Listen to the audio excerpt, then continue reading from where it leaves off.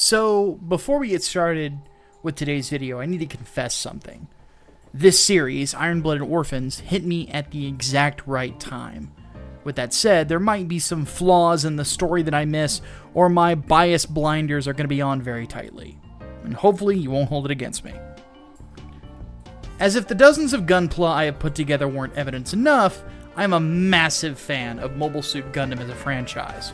In fact, as time has gone on, I find myself thinking that it has overtaken Star Wars as my favorite science fiction franchise. Trust me, that is not easy to do. However, I find myself in a silly position, because it took forever to finally finish one of the most popular series within the franchise, Blooded Orphans. In fact, it took me almost a year to go from Season 1 to Season 2, mostly because I had heard that the second season was a nightmare. It turned out that wasn't so much the case. In fact, I felt very differently about it. For those who don't know anything about Blooded Orphans, but maybe you've seen other Gundam series, it takes place in a timeline called the post-disaster timeline.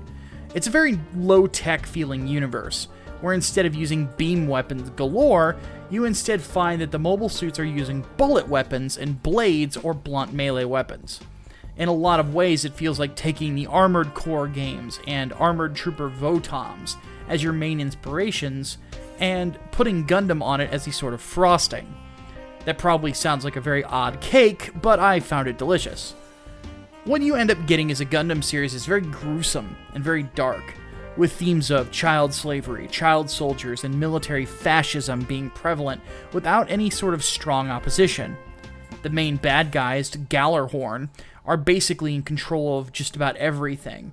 Unlike Oz and the Romefeller Foundation in Gundam Wing, or like Zeon in the original Gundam, there isn't really a massive military or an X-factor that could be used to bring them down entirely. Tekkadan, the group that houses our protagonists, doesn't really have the advanced technology of Operation Meteor, or the sheer numbers and resources of the Earth Federation. They're true underdogs, who come from nothing and largely make it on determination and the back of an incredibly strong Gundam called Barbatos. Well, a Gundam that's really strong for its time period. So it has thematic differences to a Gundam like Wing Zero or the Burning/God Gundam from G Gundam, in the sense that it's a demon as opposed to an angelic or godlike figure. You're not going to find it distorting gravity while it charges up a Sekiha Tekyoken, or blowing open an entire colony with its beam rifle. Mostly because it doesn't use beam weapons at all.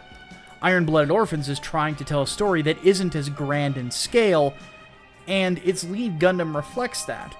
Not to mention, the Barbatos has its own Faustian meta-narrative that works very well for the setting, but I wish it had been touched on a little bit more. Especially considering its pilot was more than willing to make the necessary sacrifices that would allow him to gain more power. I'm trying not to spoil anything, but it's rather difficult not to. In fact, I think it's about time we get to the main statement of this particular video, why I've titled it the way that I have. I call this video an idiot plot that works, because there is an element of Blooded Orphans that fascinates me. There is a type of trope that exists in creative writing called the idiot plot. An idiot plot is a plot that only exists because of someone's stupidity. More often than not, in an idiot plot, it is established within a story that a particular character is competent enough not to make a certain stupid mistake, but then the plot dictates that it has to move forward, so that particular character has an out-of-character moment. Blooded Orphans is an idiot plot that establishes very early on how much of an idiot the character in question is. Do you see this picture? Well, look at your screen so you see this picture. This is Orga. Orga has weird hair, and is the leader of Tekkadan, one of the two main characters alongside Mikazuki, who is the Gundam Barbatos pilot. Now, the story follows Mikazuki for a good chunk of it, but Orga, in my opinion, is the actual lead character. If I were to describe the character, he has a ton of loyalty, a ton of heart, and a ton of determination. He's the kind of guy that you'd love to have at your barbecue, and as a friend in general, because he would never do anything to do you wrong, willingly. Unwillingly, however, is a different story because Orga is not that smart. He gives many grandiose speeches about the things that need to be done, and is more than willing to lay his life down for his comrades, but constantly makes mistakes that put them in danger in the first place. As such, Orga, at his core, is a good human being, but a total moron.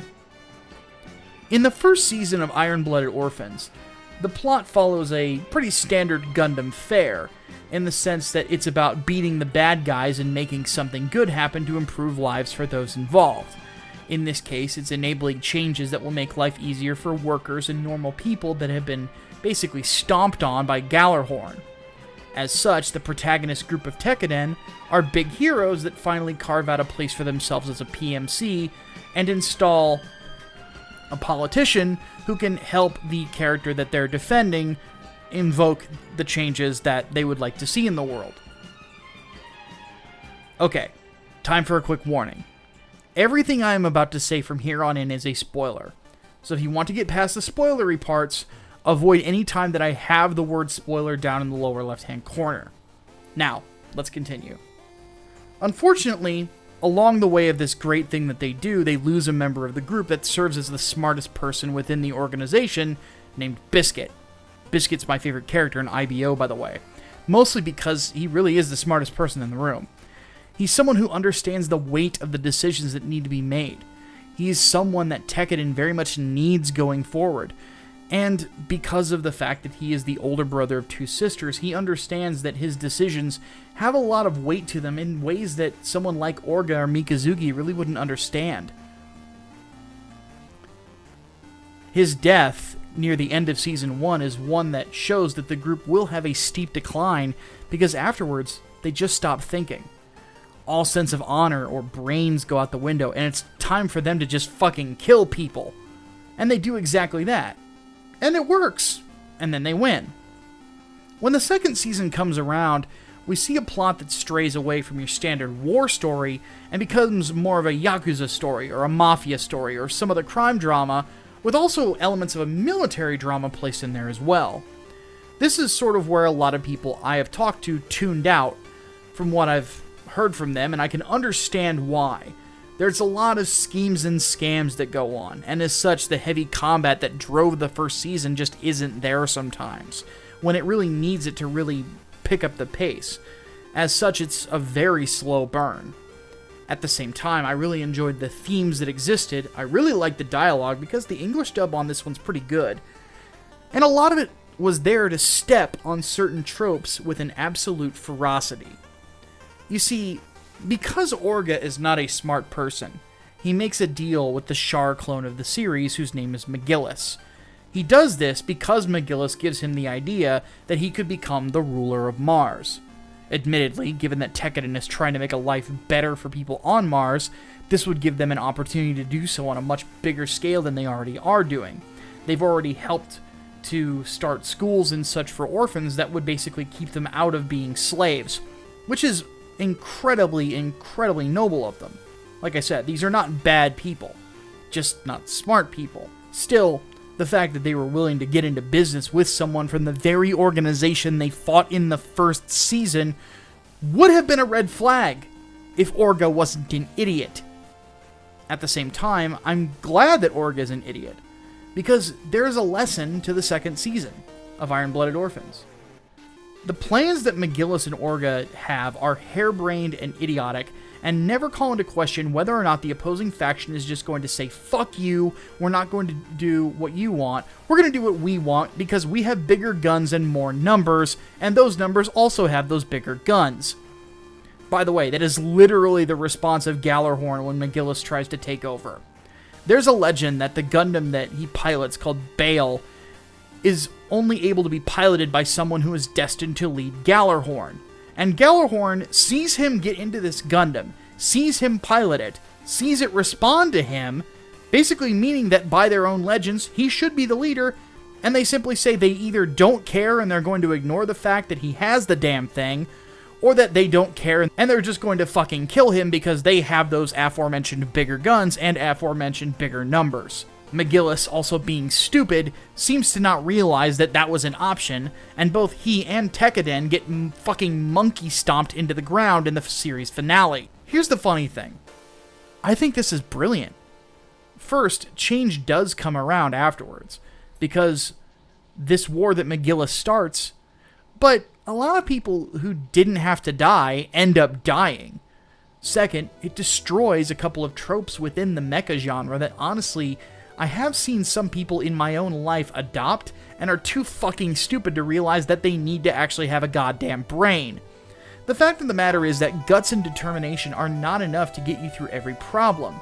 Charging in head first with your heart on your sleeve can get you through some hard times, but other times you can end up running straight into a goddamn minefield. And that's exactly what happens here. Blooded Orphans, in a sense, is the anti-Gurren Lagann.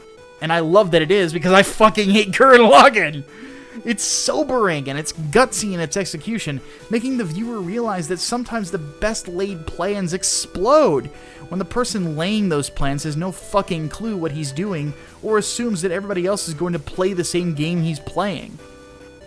As such, I think Blooded Orphans is this kind of story that justifies having idiotic characters, because it acts as a narrative on idiocy itself. It works to remind people that sometimes life doesn't turn out perfect just because you have a couple of good traits, if you don't have the ones that matter in that moment. As it stands, I ended up liking this a lot more than other people I know. So, yeah, big time recommendation from me, to say the least. So as we bring this to a close, if you enjoyed the video, don't forget to hit the like button and subscribe to the channel. Let me know in the comments if you watched Blooded Orphans and what you thought of it. With all that said, my name is Micah Curtis, and I'll see you guys next time.